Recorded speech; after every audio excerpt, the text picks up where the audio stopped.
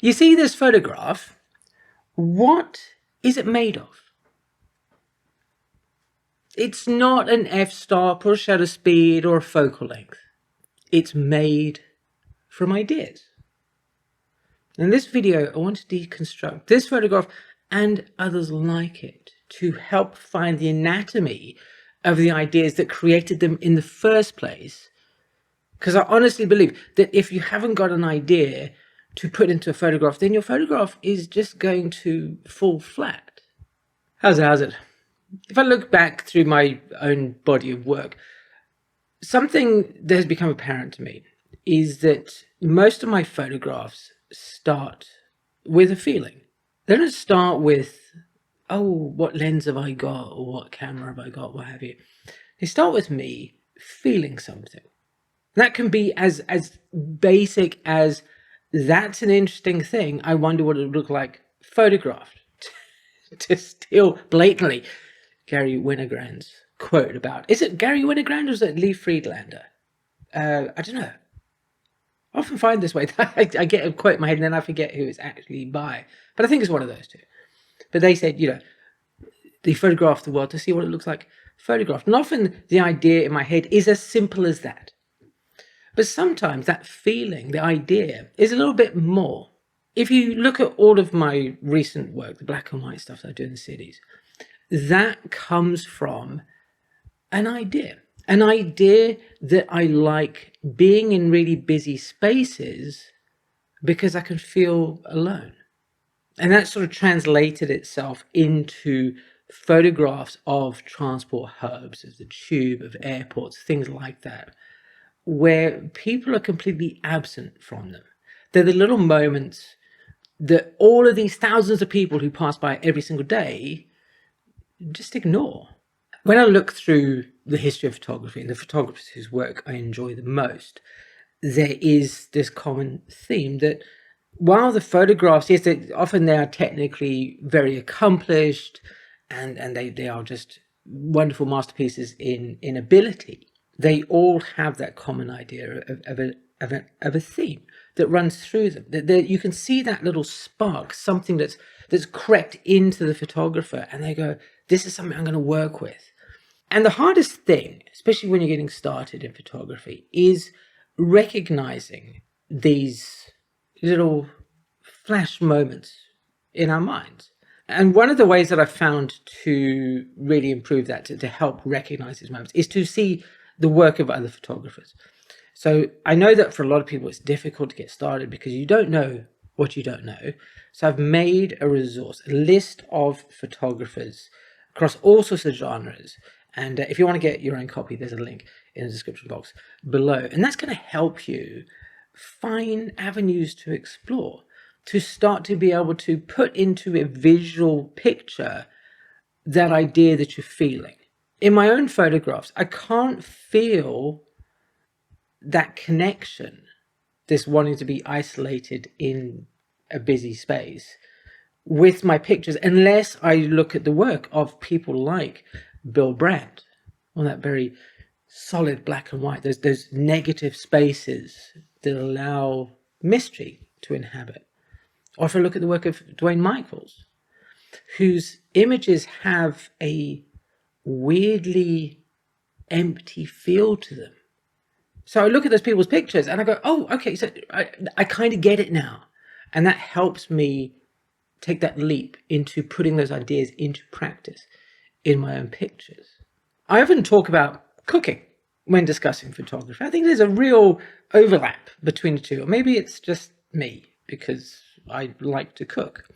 But I recently came across a chef called Massimo Bottura.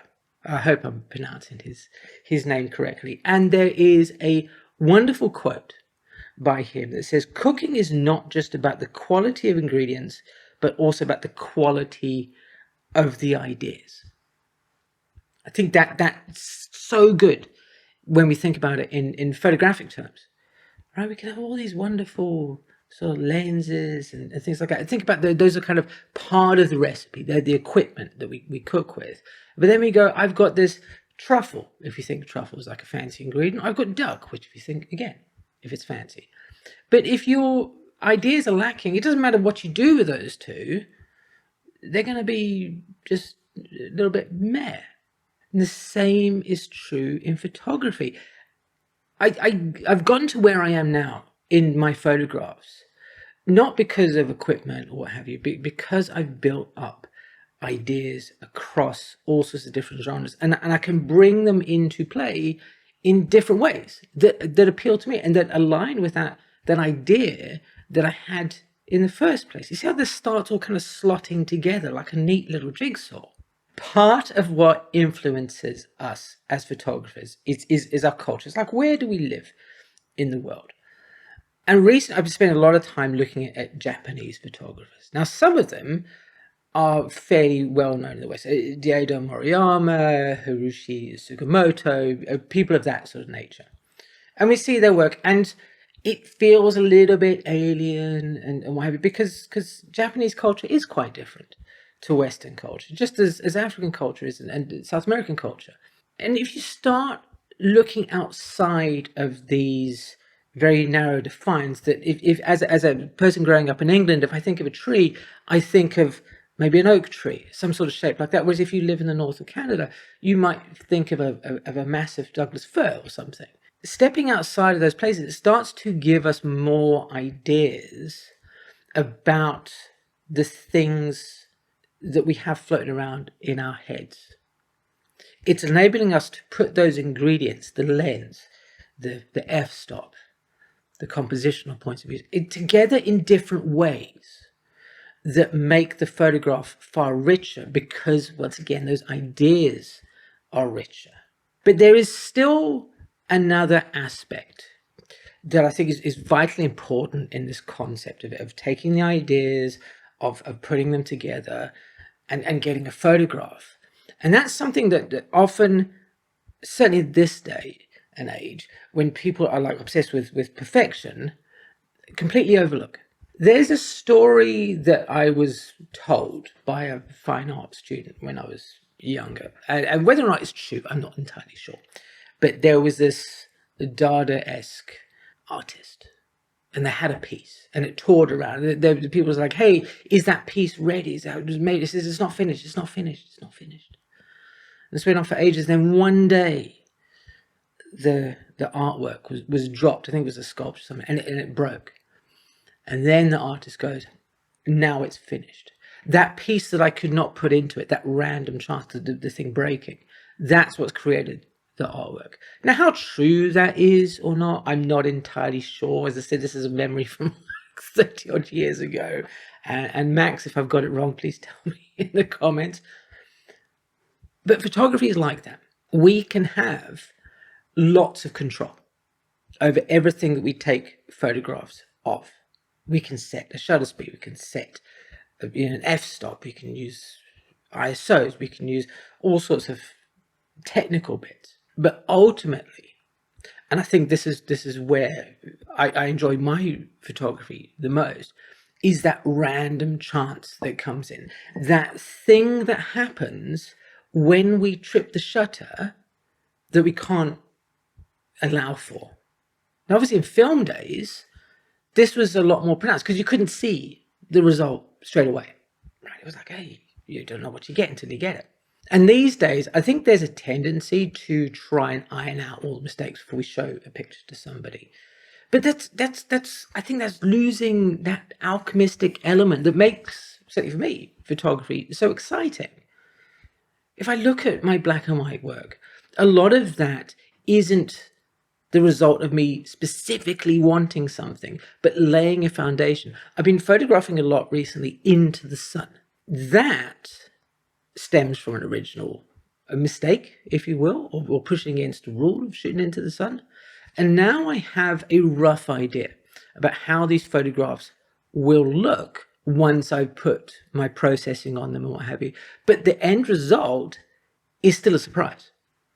I don't know exactly how what I'm going to do to the picture is going to interact with what I've taken a photograph of. It's that random chance. It's building on stuff. That's why I get so excited about these images. And probably because it's instant gratification, which often people say is a dirty word. And I do kind of miss the delayed gratification of analog. But to be able to have my phone, take a picture of the sun, put it through Snapseed, do some work on it, and see a result instantly, I really like that. That gives me a thrill. That encourages me to go and take more photographs. So I love that. But it all stems from an idea of seeing what happens. And I think in this case of shooting into the sun, it's probably coming from somebody like Chris McCaw with his very, very long exposures of the sun traversing the sky and literally burning holes in the film. What a fantastic idea that is. Backed up by outstanding technical execution. So let's put all this back together. We start with that emotional spark. What are you kind of reacting to? What's interesting? Could be anything. Can be like super mundane. Can be super amazing. It doesn't matter. Then we add a little bit of a cultural ingredient. So either the way that we look at it naturally with our cultural perspective, or taking a view that may be from somewhere else in the world and applying it to the scene in a way that is somewhat jarring, but making it interesting at the same time. Saul Leiter, recently I talked about him and his influences from like Japanese woodcuts. That's a great example of somebody taking a cultural reference, cultural viewpoint, and then applying it to their own images to great effect. So when you put those two aspects together, already we don't just have a photograph, we have a story. We have an image that does something. It makes us feel a certain way, or makes the viewer feel a certain way. And then, of course, you snap the photo. You take it and you throw in that bit of randomness to elevate the photograph. Now, I say elevate there. Does that mean that like random chances will make a photograph so much better? Not specifically, but in the case of my own work and how I feel about this, it does lend a bit of excitement, a little bit of magic, if you will, a little sprinkling of pixie dust that I feel I may not be able to bring to the picture through whatever sort of artistic brouhaha or what have you that I think of it, because I'm not really an artist.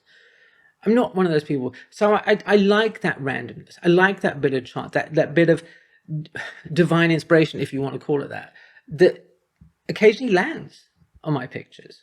And I'm reminded once again by sort of a happy accident of Man Ray and Lee Miller. I think they were in Paris, and Lee Miller's Man Ray's darkroom assistant, and he's busy developing some prints and what have you. She opens the doors. Oh, I'm so sorry. And that introduced the concept of solarizations, or rayograms, all that kind of stuff into photography. That's an illustration of that random chance just happening and creating something from it. So as you go away from this video, firstly, do go and check out the resource. I'll make you a link in the description box below.